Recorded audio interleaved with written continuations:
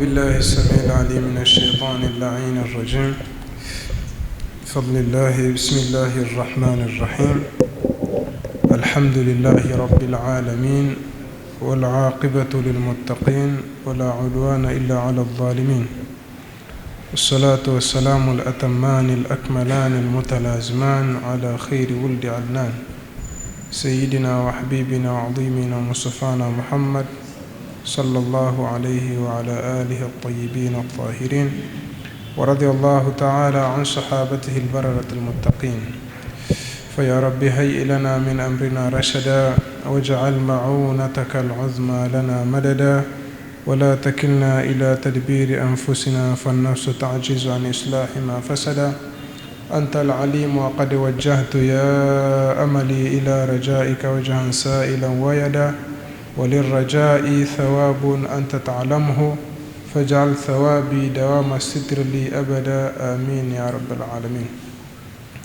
إخواني، tumesikia maudhui nzuri ambayo kwamba ilikuwa yazungumzia masala na ulimi, na masha Allah ndugu yetu Sheikh Uthman ameipa haki maudhui hii, na imekuwa ni khutba ambayo kwamba imekusanya na imezuia, ni jami'atun shamilatun mani'a. Kule katika mantiq, katika sharti ya taarif, katika babu taarif nasema kwamba taarif definition ili ikubalike kwa manatiqa lazima iwe ni taarifa ambayo kwamba ni jami'un mani'un. Jami' kwa maana yake lazima ikusanye yale mambo yote ambayo kwamba yanahitajika kukiarifisha kile kitu kwa ufupi, lakini iwe ni mani, iwe inazuia vitu vingine kuingia katika hiyo definition au katika hiyo taarifu. Kwa hivyo hata khutba inatakikana iwe ni jamia, iwe ni mani. Barakallahu fihi wa tawala Allahu umrahu في خير وعافية ونفع الله به العباد والبلاد، إنه ولي ذلك والقادر عليه. Niambia mimi nitilie taaliki tu.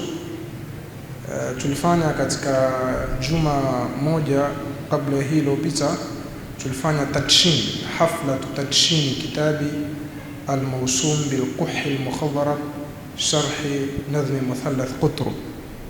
Tulifanya hafla na lilasaf shadid kina Sheikh Suleiman ndo hawako, lakini ikhwa wengi tulikuwa nao kule kwa Sheikh Uthman.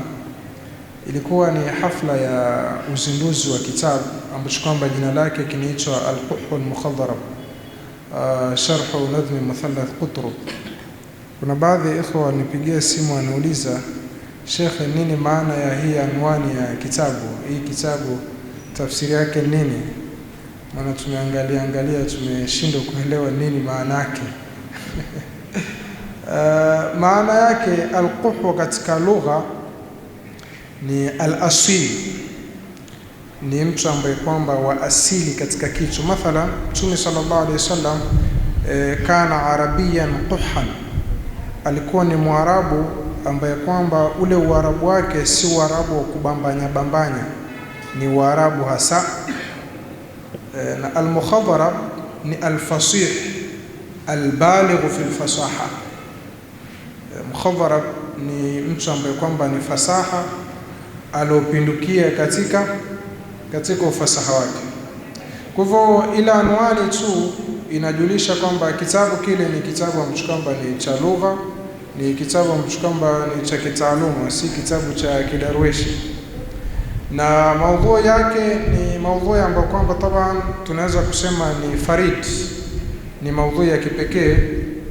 Na kwa ukanda wetu huu wa Afrika Mashariki nakta tunakata kabisa, hakuna ambaye kwamba kashaye kuandika katika maudhui ile, la yujad Afrika Mashariki na kati. Ile maudhui ambayo kwamba tumeiandika ni maudhui ambayo kwamba faridun min nawahi, ni fani katika fununi za lugha ambayo kwamba inaitwa fanul muthalathat.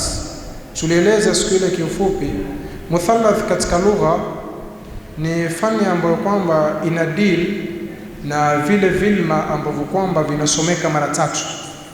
Yani kilma kinasomeka kwa fatha, kwa kasra, kwa dhamma, alafu na kila haraka inavyobadilika na maana yake inabadilika. Na hii ni katika asrar za lugha ya Kiarabu. Tutoe mfano tu neno maarufu ghamru. Ghamru ukitia fatha inakuwa ni almaul kathir, maji mengi. Lakini hii ghain ukitia kasra ukaisoma ghimru inakuwa ni hiqd, kifundo, katika mradhu qulub. Lakini hii ghain ukitia dhamma ukaisoma ghumru inakuwa ina maana ya aljahl, ujinga. Sasa kuna mandhuma shairi ambayo kwamba iliandikwa na mmoja katika ulamai wa Maghrib anaitwa Sheikh Abdul Aziz al-Maghribi.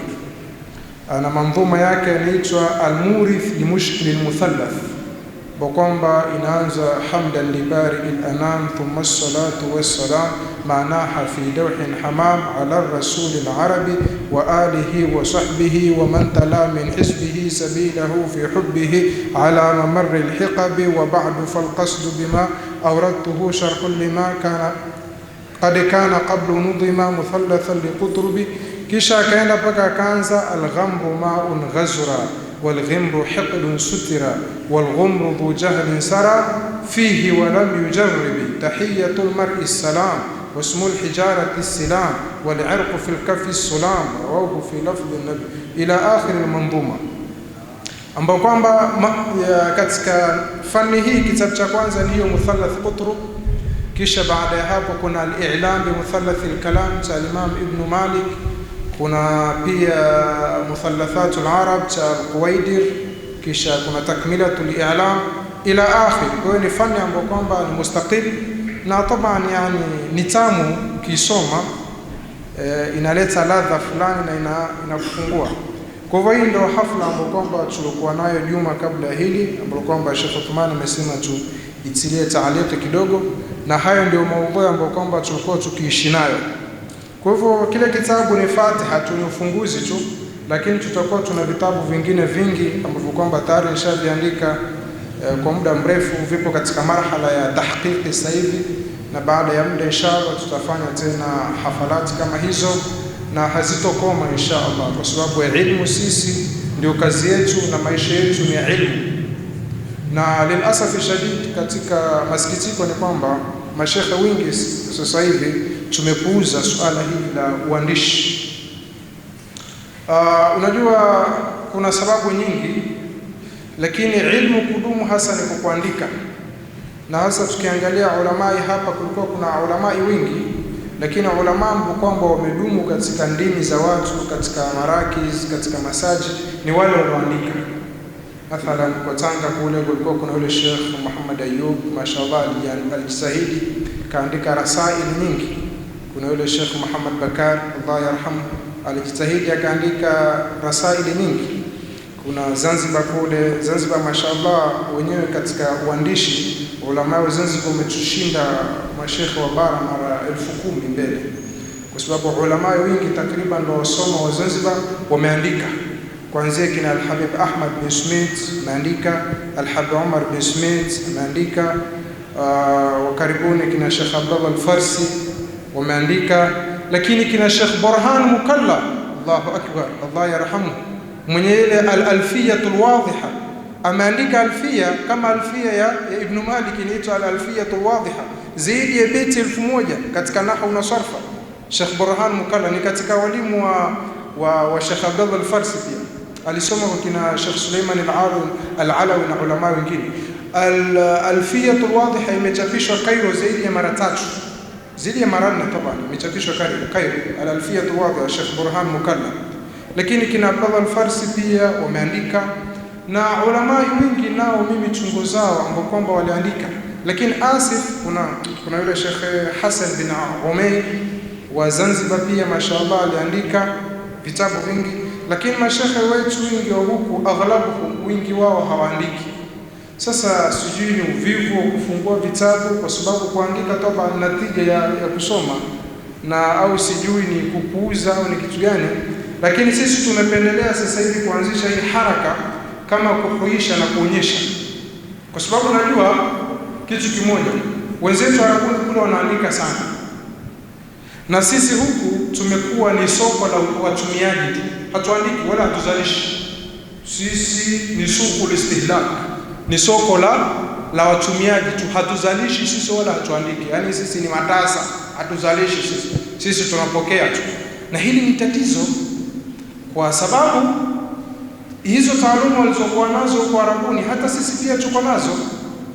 Kama ni vitabu walivyosoma na sisi pia tumesoma, manahiji zile pia sisi tumesoma. Kwa nini wale wana uwezo wa kuzalisha, kwa nini sisi tusio na uwezo wa kuzalisha? Kwa nini sisi katika kila kitu sisi tuko ni mikia tu? Na ndio manake hata tunashindwa hata fikra kuzicontrol, kwa sababu wanaoandika sio sisi, sio wanaosomesha. Sisi tunasomesha tu, tunaandikiwa na watu wengine. Kwa hivyo watu wakitaka kupenyeza fikra zao kule wanaandika tu, na sisi huku tukija tunasomesha. Kuna kitabu kipya kimetolewa sasa hivi, yalla watu wananunua, wanagawanya. Kuna nini pale? Alafu hatuna riqaba, hatuna udhibiti. Arabuni kule hata ukiingia na kitabu kipya lazima kiende kikakaguliwe. Kuna rafiki yangu mmoja siku moja alienda Dubai pale, ukienda na mfano mkoba wako ukionekana kuna vitabu vipya nini, lazima kuna sehemu maalum viende vikapitiwe vile vitabu. Kama havifai vinazuiliwa pale uondoke navyo, wala uruhusu kaenda navyo. Na sehemu zingine katika ule uandishi kuna riqaba, kuna uangalizi maalum. Na vile vitabu vinavyoingia pia kuna riqaba. Sisi huku kwetu hakuna riqaba. Unaweza kuingiza kitabu chochote kikagawanywa. Hatuna vigawanyo maalum, yani hatuna majopo maalum ya uandishi ambao kwamba ni rasmi. Hatuna. Ndio manake mathala kama mwambie bwana anasema sana, hata hii mitaala ambayo kwamba inasomeshwa school kuna matatizo mingi pale ya kitaaluma. Lakini nani ambaye kwamba anaweza kukaa kaipitia ile miaka na miaka? Itafanywa marekebisho. Lini itafanywa marekebisho? Na hata ile marekebisho pia yanapofanyika, ukipitia pia bado kuna makosa mingi ya kitaaluma. Uvivu wa kusoma, uvivu wa kuandika. Kwa hivyo tumeamua hii haraka tunaweza, kwa sababu alhamdulillah taaluma tumepata, tumesoma. Unajua, wa amma bi ni'mati rabbika fahaddith. Sisi shida ambayo kwamba inayotusumbua hasa sisi Tanzania ni kutokuamini wasomi wetu na kutokujiamini sisi wenyewe. Na hilo ndio shida kubwa ambayo kwamba inayotusumbua toka kitambo. Si kwamba hatuna wasomi, sio kwamba hatuna wataalamu, kwa sababu hata wakati tunasoma huko nje kuna wengine wa profesa anaingia ni profesa na kusomesha, unaona hakuna kitu kile ambacho kwamba ananiingizia kwenye akili yangu. Lakini Mwarabu ndio profesa hivi. Kuna namna lazima ufanye nini? Lazima umsikilize tu. Kwa hivyo lazima nadharia zetu hata katika upande wa taaluma zibadilike. Tuache kuishia huku kwenye kusoma tu na kupokea pia. Lazima sisi tuzalishe na wao Arabu pia wasome. Juzi kuna mwanachuoni mmoja alikuja kutoka Yemen, anaitwa Dr. Alawi bin Shahabuddin. Ni rafiki yangu sana na alifanya daura pale BAKWATA makao makuu, alikuwa viongozi. Kabla ile daura nilikutana naye kwa siku moja, tukafanya naye mazungumzo zaidi ya masaa matatu. Na katika vitu nilivyompelekea kama zawadi ni kile kitabu changu kabla ya siku ya hafla ya uzinduzi. Naye aende kule nao Waarabu akasome vinavyoandikwa huko. Sio, tunaelewana? Na uzuri pia kile kitabu kimehakikiwa Arabuni, hakijahakikiwa huko. Hakijahakikiwa na baadhi ya wanazuoni waliokihakiki ni marafiki zake. Alipoona akashtuka sana. Sahahu fulani, kaambia naam, sahahu fulani. Hadha sadiqi yani wazarani qabla sanat fi baiti, nikamwambia mashaallah barakallahu fika. Wa hakadha, yani kwa nini sisi tukae yani ile kinyonge? Unajua yani hii ni mushkila kabira, yani ana sipati jawabu kwa nini yani. Waarabu sisi tunaogopa, tunaona kana kwamba wao ndo wenye elimu. Hii elimu haina mwenyewe bwana. Kila mmoja anaweza kuwa ali. Mwarabu anaweza kuja huko asome. Nilieleza siku moja historia, kuna mwanachuoni mmoja wa Yemen alitoka Yemen karne 6 zilizopita, alikuja kusoma ubadisho. Na hayo yameandikwa katika historia. Ameandika Sharif Junaidi katika kitabu chake kimoja, ameandika tarikhi ya wahadhara wa Yemen na Afrika Mashariki. ameeleza. Lakini pia Sheikh Burhan Mukallam kuna kitabu ameandika kuhusu historia ya wanazuoni wa Komoro, pia ameandika hiyo historia. Karne 6 watu walikuwa wakitoka Yemen wanakuja East Africa kusoma. Lakini sasa hivi mtoto akiinukia, yani ile mawazo yake au hope yake ya mwisho, anaona nikifika darasa fulani nipate nafasi ya kwenda kusoma Kenya, nipate nafasi ya kwenda kusoma Sudan. Mpaka lini? Sisi miaka mingapi tunaenda kusoma nje? Yale tuliyosoma nje yanafanywa kazi gani? Yanaenda wapi? Mpaka sasa hivi watoto, ukienda Kenya, marakizi nyingi ni watoto wetu wa Kitanzania. Hivi sisi hatuna taaluma, yani tena marhala yenyewe wanaosoma hapo Kenya nini? Ni thanawi peke yake. Yani sisi hatuna uwezo wa kuwasomesha watoto marhala ya thanawi. Mpaka kila siku aende hapo Kenya, asiende Sudani nini? Kitu gani kipi anachokisoma ambacho kwamba hatuna? Hakuna. Vyote tunavyo. Tunaanza kusomesha masomo yote. Sio, tunaelewana? Sasa hivi mtoto akifika mtawasito thanawi, anahangaika maskini Mungu kutafuta pasipoti, si kutafuta nini? Aenda wapi? Kenya. Kitu gani kipi anachoenda kukipata kwa? Hakuna. Mimi mwaka jana nafikiri kulikuwa kuna wanafunzi naosomesha pale nyumbani kwangu, nikawa na safari ya kwenda Cairo kwa miezi kadhaa. Sasa nikamwambia mimi sitaki mpoteze muda, nitawapeleka madrasa moja kule Malindi Kenya, muende mkasome, ni marafiki zangu. Nikawatengezea passport, nikawapeleka vijana kama 3.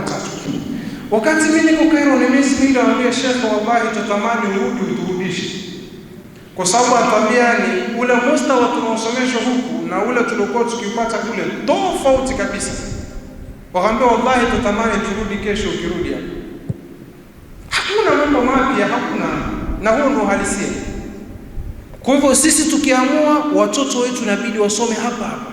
Marhala ya thanawi tunaweza kusomesha, diploma tunaweza kusomesha, hata degree pia kwanza tunaweza kuwapa katika. Mbona skuli watu wanapata profesa hapa hapa? Kwa nini sisi katika dini eti marhala ya thanawi peke yake, eti marhala diploma? Mimi kuna watu sasa wametoka huko wamemaliza diploma, huko akija kusoma kwangu naambia hii diploma umesoma kitu gani? Wamaliza diploma ongea na miaka 2-3, diploma ya sheria. Lakini ukiangalia mustawa wake ni tahta mustawa. Lakini sisi tuna ile au Kenya bwana, huyu Sheikh ametoka Mombasa, ametoka Lamu, ametoka sehemu fulani. Sasa ndio nini kama ametoka Lamu? Yaani kutoka Lamu ndio mmochoni au kutoka Mombasa? Lakini mimi nasema tatizo si la kitaaluma, tatizo tulokuwa nalo la kisaikolojia. Yaani tumejengeka kwamba sisi hatuwezi. Mashekha wa Mombasa au wa Lamu, utaona mara nyingine hata vitoto vinakuja, tulikuwa tunasoma navyo kule Kenya, vitoto vidogo tu vinakuja, tunaye mwanachuoni fulani mkubwa, vinazungushwa huku na nini, unajiuliza wazee matatizo yako wapi? Unaona matatizo ya kisaikolojia. Mbona hali katoto tumesoma nako na mustawa wake ni kawaida tu? Hao wazee matatizo gani? Matatizo ni kisaikolojia. Tumejengwa bwana, mtu akitoka Mombasa bwana, na wala hatuwakandi. Sisi wenyewe tumesoma huko, tumekulia huko, taaluma tumepata huko, lakini tunazungumza ule uhalisia. Ifike muda sasa tuseme inatosha.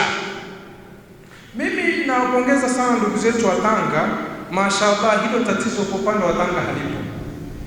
Upande wa Tanga mashaallah wamekaa, hawana hiyo kasumba kabisa. Eti sisi nimsomeshe mtoto mara fulani nimpeleke sehemu fulani. Tanga hakuna.